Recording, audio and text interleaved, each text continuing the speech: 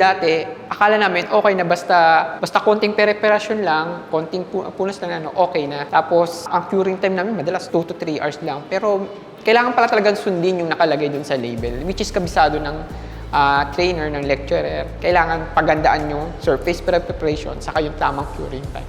Mas maganda po, kahit may theory na po na alam nila, mas maganda po na mag-training na lang po dito para at least ma-enhance po yung po nila, yung knowledge din po nila. Kasi ibang level to sa ibang katulad ng mga sa civil works. May mga waterproofing pa lang hindi kaya i-apply sa lahat ng areas. So basically, yun, selection, then surface preparation.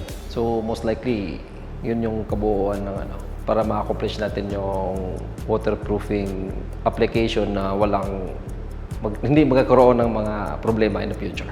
Yung mga engineers dyan, applicators ng product or kahit mga simpleng mason lang, better talaga mag-enroll kayo or subukan nyo itong waterproofing techniques saka lecture and understanding dito sa Build Right. Dahil talaga marami kayong matututunan at masusubukan nyo talaga yung mga product nila.